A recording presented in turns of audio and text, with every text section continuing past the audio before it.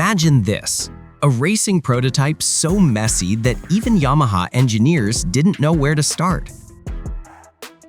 Wires all over the place, rough throttle response. Electronics that behaved like they had a mind of their own. A bike that most riders tried and hated. This was the Yamaha M1 before Valentino Rossi touched it.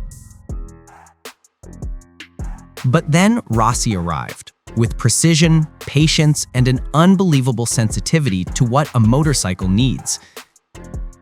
And what happened next is one of the greatest transformations in MotoGP history.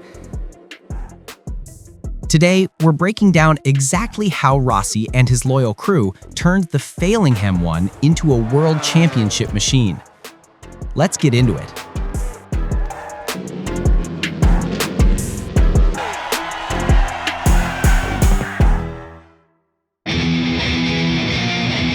Welcome to Piston Core.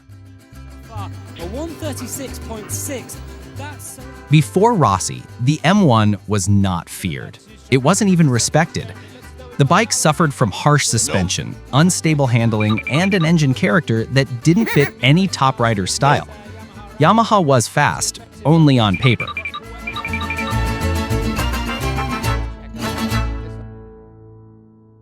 Then came the earthquake moment.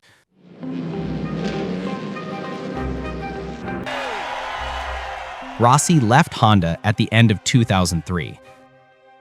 People said he was crazy. Why leave the dominant RC211V, the best bike in the world, for Yamaha's problem child? But the biggest shock wasn't Rossi's move. It was the fact that he brought his entire team with him. Jeremy Burgess, the legendary crew chief who won titles with Mick Doohan and Rossi himself, publicly said, "Where Valentino goes, I go. He is the best rider I have ever worked with." Almost all of Rossi's core mechanics followed him from Honda to Yamaha.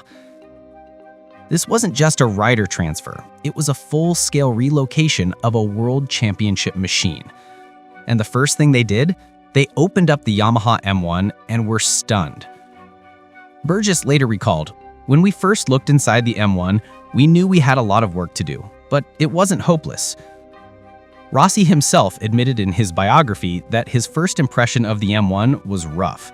He said it was very ugly inside, wires all over the place, very crude. But he added, "This bike is not as bad as people think. There is potential." And that was the moment the transformation officially started.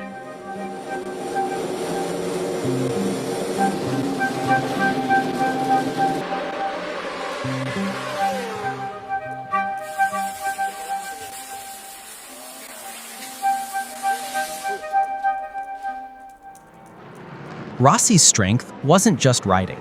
His superpower was working with a team that understood him perfectly. Jeremy Burgess and the ex-Honda crew knew every detail of how Rossi rode, how deep he braked, where he saved his tires, how he wanted the rear to slide, how the bike should behave when he attacked corners. When they arrived at Yamaha, they immediately rebuilt the M1's character from the ground up. They adjusted everything: suspension geometry, swing arm stiffness, gearbox ratios, engine mapping, throttle response, and weight distribution. Rossi didn't just say, "The bike feels bad." He said things like, "The bike pushes wide at high-speed corners," or "It over-rotates at the exit of tight turns." His feedback was so precise that Burgess once said, "If the data says one thing and Valentino says another, I listen to Valentino. His feeling is almost always right." This level of connection between rider and crew is extremely rare. The early 2000s M1 brought new electronics, traction control, engine braking management, and more advanced data acquisition. Many riders struggled with it. Rossi embraced it. He studied graphs, slip ratios, throttle traces, tire temperatures, not like a scientist, but like an artist who understood what the numbers meant on the track. In his biography, he said, "Things don't work out because I'm lucky. They work out because I plan ahead." This was exactly how he treated the M1. He knew when the traction control needed to be more aggressive, when the engine brake needed to be softer, and when the mapping had to change to keep the tire alive until the last lap. This wasn't just racing. This was engineering on two wheels. Then came the breakthrough. South African Grand Prix 2004. Rossi's first race with Yamaha. Everyone said the same thing. There is no way he can win on that bike. The M1 still lacked top speed. It still wasn't perfect. Honda was stronger everywhere. But thanks to Burgess and the entire crew, Rossi's Yamaha had stability, predictability, and smooth power, exactly what he needed. The battle with Max Biaggi was intense, lap after lap, corner after corner. And at the end, Rossi won. The paddock froze. The impossible had just happened. A bike everyone called trash, a bike critics said could never beat Honda, had just won its very first race with Rossi. Burgess later said, "It didn't surprise me. We knew what we were building." That victory changed the entire trajectory of MotoGP. Rossi and the M1, a bond beyond machinery. Rossi never treated the M1 like a tool.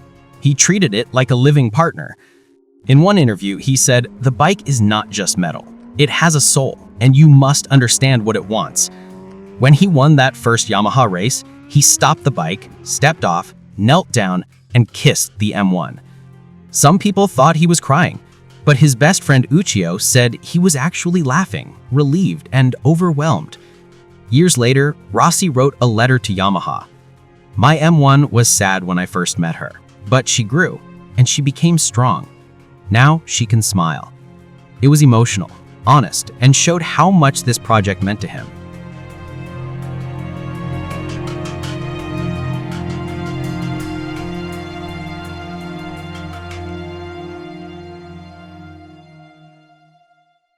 Rossi and his team didn't just fix a motorcycle, they changed Yamaha's entire philosophy. After Rossi arrived, the M1 was built around these ideas: smooth power, strong cornering, predictable handling, and a bike that worked with the rider, not against him. This DNA is still visible in Yamaha's bikes today. The Rossi and Burgess era created a development style that other teams still try to copy. Rossi's journey shows something important. A bad bike doesn't mean a dead end. With patience, communication, and teamwork, even a trash bike can become a champion. Rossi once said, "You can tell people you fell because the bike didn't follow the line, but inside, you know the truth." Real improvement starts with honesty. Honesty with the bike and honesty with yourself. If you enjoy stories like this, legends, machines, drama inside the paddock, make sure to like the video, subscribe to the channel, and turn on notifications, because there are still so many insane stories waiting to be told. Thanks for watching. Ride safe